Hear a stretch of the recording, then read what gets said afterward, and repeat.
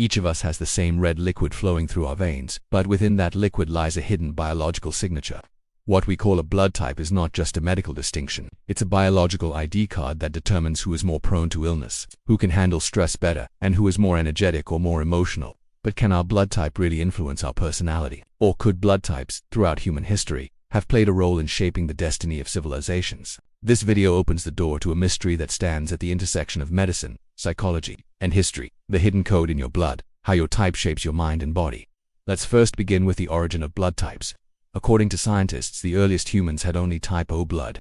This group belonged to the oldest hunter-gatherer societies. A strong immune system, high adrenaline response, and endurance were the typical traits of this blood group. Genetic research shows that although type A blood appeared about 20 to 25,000 years ago, the spread of agriculture and settled life later increased its advantages. Around 10,000 years ago, in early settlements such as Göbekli, this genetic diversity had already become evident.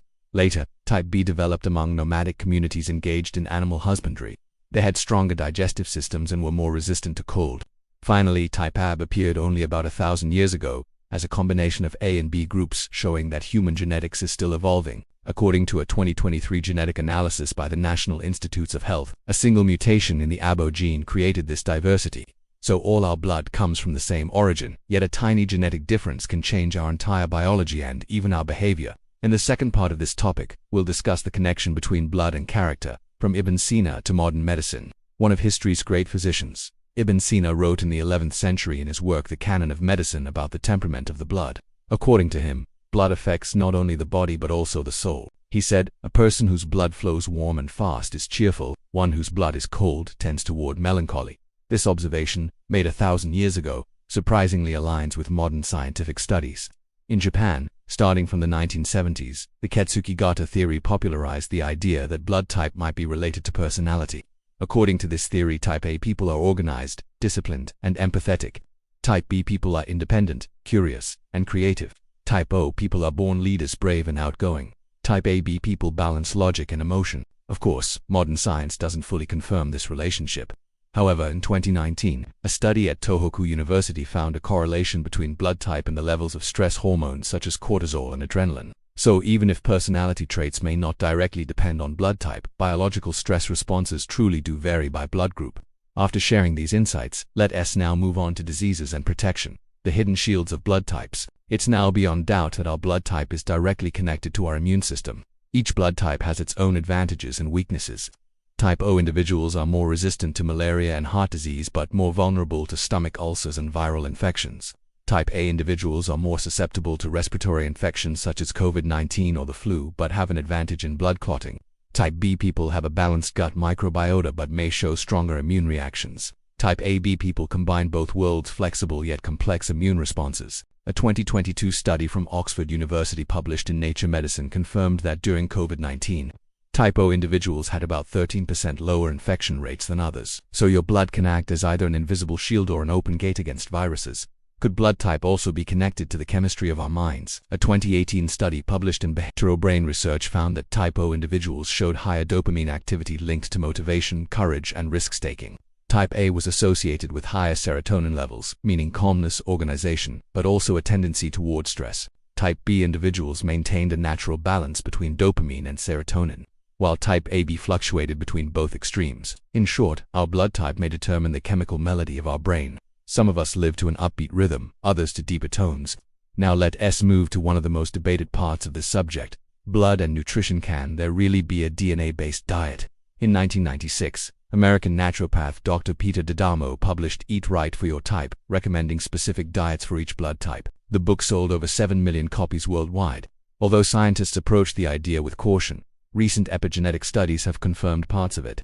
Type O digests meat and vegetables more easily. Type A works better with plant proteins and grains. Type B more tolerant of dairy products. Type AB performs best on a balanced mixed diet. A 2024 study in the Journal of Functional Foods revealed a biochemical harmony between gut microbiota and blood type. Each blood type interacts with different bacterial communities in a unique symbiosis. In other words, there's no such thing as a one-fits-all diet.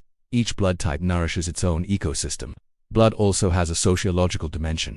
Throughout history, it has often represented a hidden hierarchy among people. Blood is not just biology. Throughout history, it has been a symbol of power, belief, and even distorted ideologies. Humanity has often given mystical meaning to the blood flowing in its veins, seeing it as divine proof, a mark of nobility, or a sign of being chosen. In ancient Egypt, the idea of divine blood justified the rule of pharaohs. In the Middle Ages, kings were called blue-blooded, not as a biological fact, but as a metaphor of superiority. In the modern era, blood became central to nation building. In the early 20th century, racial ideologies saw blood as destiny, a time when science lost its way in darkness. Today, science restores balance. Blood is not a measure of superiority, but a map of diversity. Each blood type carries a different adaptation story of humanity. There is also another mysterious element as fascinating as blood types, the Rh factor.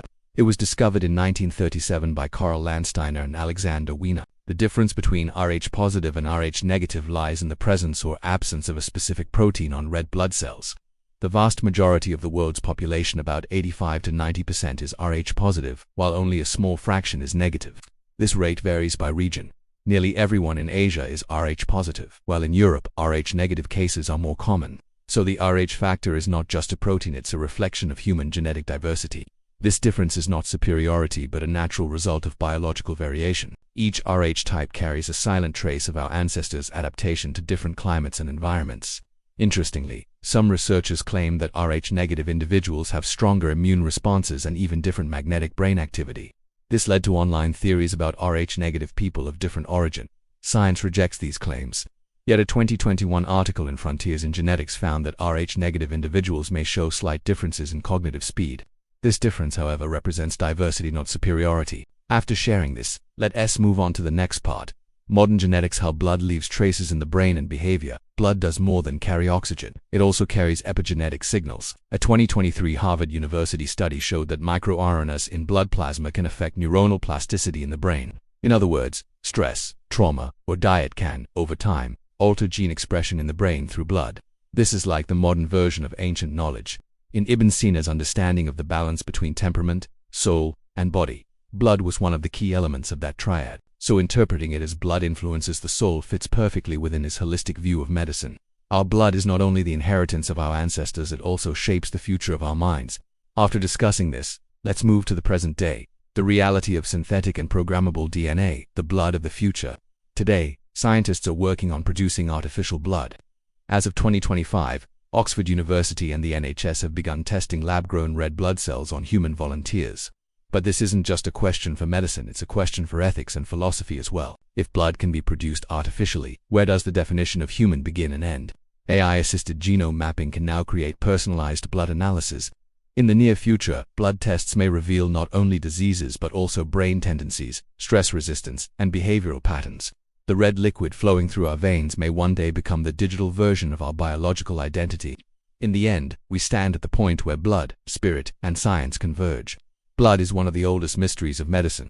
A single drop tells the story of both life and humanity. With it, we save those we love, but it also reminds us of how different we are from one another. Today, genetic science tells us this: blood is not only the legacy of the past, it is also the language in which the future is written. And perhaps every letter of that language tells the story of who we are. Sometimes without us realizing it, sometimes in the silence of our veins. If you enjoyed this video, don't forget to subscribe to the channel to follow this journey where blood, mind, and history meet. Because in every video, we uncover one more layer of the codes that make us human.